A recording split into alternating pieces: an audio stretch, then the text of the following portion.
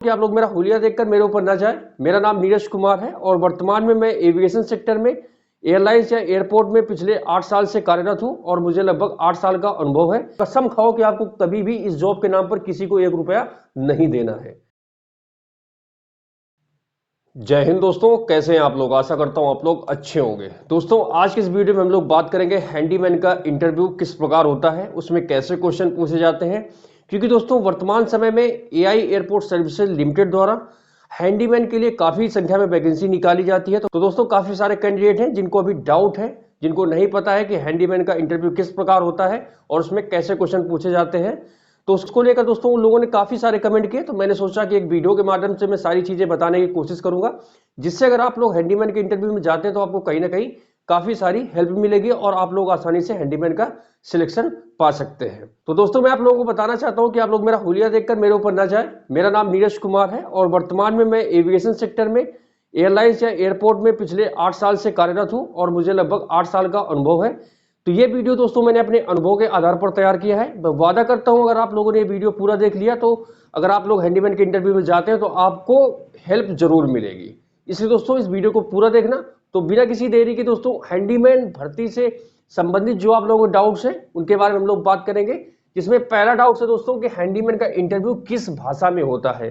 तो दोस्तों मैं आपको बता दूं हैंडीमैन का इंटरव्यू 10वीं के आधार पर होता है। दोस्तों हैंडीमैन का काम होता है कि जहाज में सामान को उतारना चढ़ाना, एयरपोर्ट में पैसेंजर की हेल्प करना, उसको असिस्टेंस करना, या फिर जो एयरपोर्ट में एयरलाइंस का स्टाफ होता है उनकी हेल्प करना।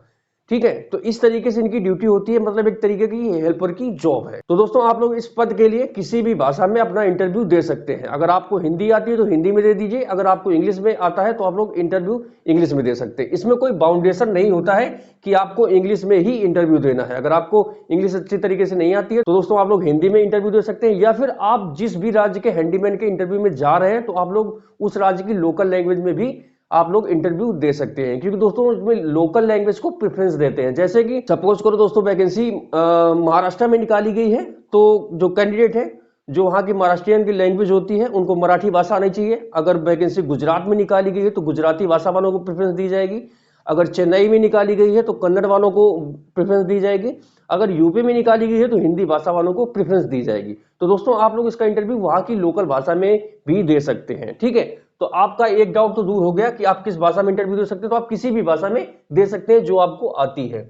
अब बात आती है दोस्तों, इसमें कई लोग कंफ्यूज हैं कि ये जो जॉब है इसमें रहना खाना कहां से करना पड़ता है। तो दोस्तों मैं आपको बता दूं इसमें आपको रहना खाना आपको खुद से करना पड़ेगा। इसमें कंपनी आपको रहने खाने का कोई भी पैसा नहीं देती है। आपको जो सैलरी मिलेगी उसी सैलरी से आपको रहने और खाने का इंतजाम करना पड़ेगा। ठीक है, अब दोस्तों इसमें बात आती है कि इसका इंटरव्यू किस प्रकार होता है। दोस्तों इंटरव्यू के बारे में बताने से पहले मैं आप लोगों को बता देना चाहता हूं दोस्तों, आप लोग जब भी किसी भी एयरपोर्ट या एयरलाइंस जॉब के लिए, चाहे वो हैंडीमैन की जॉब हो, चाहे कस्टमर सर्विस की हो, या फिर सिक्योरिटी की हो, किसी भी जॉब के लिए जब आप लोग अप्लाई करें तो कृपया करके किसी थर्ड पार्टी ऐप, किसी दलाल या किसी कंसल्टेंसी के चक्कर में ना पड़े। दोस्तों मैं एयरलाइंस या फिर एयरपोर्ट जॉब से संबंधित वीडियो रेगुलर बनाता रहता हूं, तो आप लोग वो वीडियो देखिए और खुद जाकर इंटरव्यू दीजिए। मैं वादा करता हूं दोस्तों आप लोगों का 1 भी रुपया इसमें नहीं लगेगा और आप लोग डायरेक्ट इंटरव्यू देंगे, आपको डायरेक्ट सिलेक्शन मिलेगा, आप डायरेक्ट कंपनी से डील करेंगे। इसमें कोई थर्ड पार्टी या फिर किसी दलाल के बीच की बात नहीं होगी। तो दोस्तों आप लोग अपने ऊपर भरोसा रखें, खुद जाके इंटरव्यू दें और अपना सिलेक्शन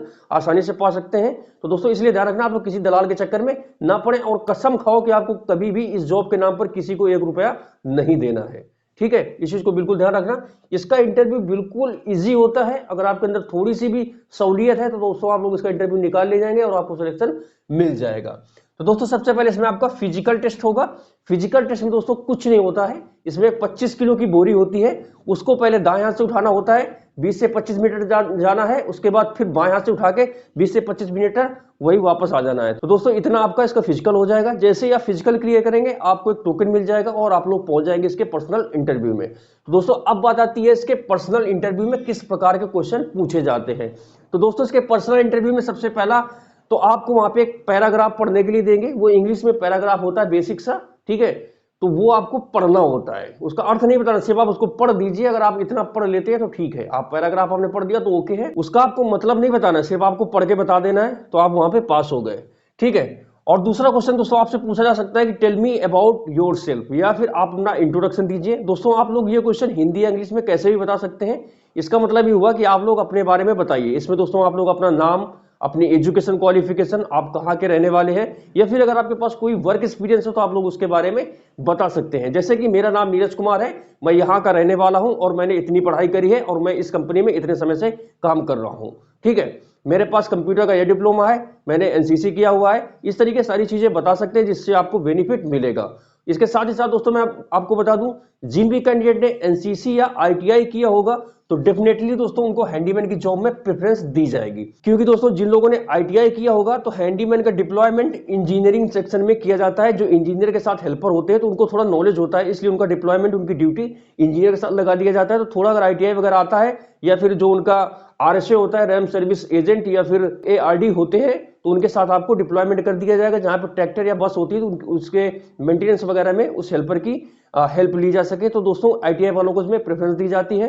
और जो कैंडिडेट एनसीसी करे होते हैं तो उनको डिसिप्लिन के कारण, मतलब वो लोग बहुत डिसिप्लिन होते हैं, काम के प्रति सजग होते हैं, तो दोस्तों उन लोगों को भी इसमें प्रेफरेंस दी जाती है। ठीक है, तो दोस्तों अगर आप लोगों के पास आईटीआई, एनसीसी या फिर कंप्यूटर का कोई डिप्लोमा सर्टिफिकेट है तो आप लोग लगा सकते हैं, इसमें आपको डेफिनेटली फायदा मिलेगा।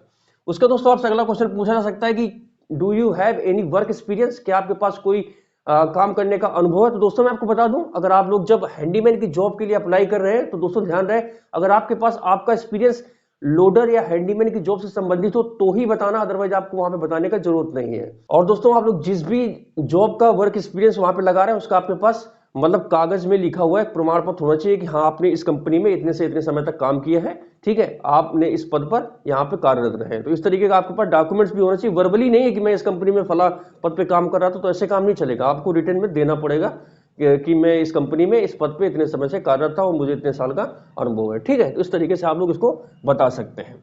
उसका दोस्तों आपसे अगला क्वेश्चन पूछा जा सकता है, do you have any certification. जैसा कि मैंने आपको पहले बताया था, इसका मतलब ही हुआ अगर आपके पास एनसीसी है तो आप एनसीसी के लिए बता सकते हैं, अगर आपने आईटीआई किया तो आप लोग आईटीआई के लिए बता सकते हैं, अगर आपने पॉलिटेक्निक किया तो आप लोग पॉलिटेक्निक के लिए बता सकते हैं, अगर आपके पास कोई कंप्यूटर का डिप्लोमा है तो भी आप कंप्यूटर के बारे में बता सकते हैं। डेफिनेटली आपको इसमें प्रेफरेंस जरूर दी जाएगी। ठीक है, उसका दोस्तों आपसे अगला क्वेश्चन, वहां पे एक दो जीके के करंट के क्वेश्चन पूछे जा सकते हैं। जैसे कि अभी प्रेजेंट टाइम में ग्वालियर में वैकेंसी निकाली गई है, तो एमपी में जैसे कि वहां के मुख्यमंत्री कौन है, एमपी में कौन सा मंदिर है, जैसे वहां पे उज्जैन में महाकालेश्वर है तो वहां पे मंदिर के बारे में पूछा, तो वहां के थोड़ा लोकल जो वहां की जानकारी है उससे संबंधित एक दो जीके को क्वेश्चन उस राज्य से पूछे जा सकते हैं।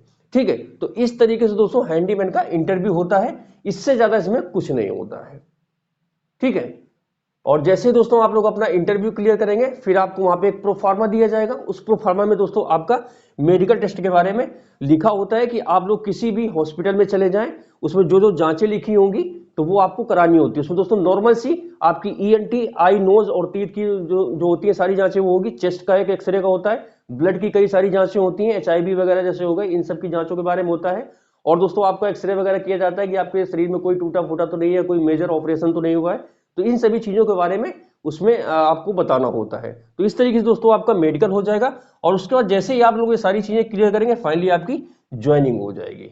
ठीक है, तो दोस्तों इस पूरे प्रोसीजर में लगभग आपके 3 से 4 महीने लग जाते हैं। तो इसलिए दोस्तों आप लोग परेशान न हुआ करें। रिसेंटली अभी मुंबई एयरपोर्ट में 1000 पदों के लिए हैंडीमैन का इंटरव्यू हुआ था, तो काफी सारे लड़के अभी नवंबर में इंटरव्यू में परेशान हो गए। दोस्तों मैं आपको बता दूं वहां पे 1000 पदों के लिए वैकेंसी निकाली गई थी हैंडीमैन की, तो उसका इंटरव्यू लगभग 1 महीने चला था। तो लगभग 30 से 40 हजार बंदों ने हैंडीमैन का इंटरव्यू दिया है। तो दोस्तों आप लोग खुद अपने दिमाग का यूज करें कि 1000 बच्चों को 40,000 बच्चों में छांटना है तो थोड़ा टाइम लगेगा ना, तो आप लोग थोड़ा पेशेंस रखें, वेट रखें, धीरे धीरे सबको कॉल आएगी जो लोग सिलेक्ट हो जाएंगे।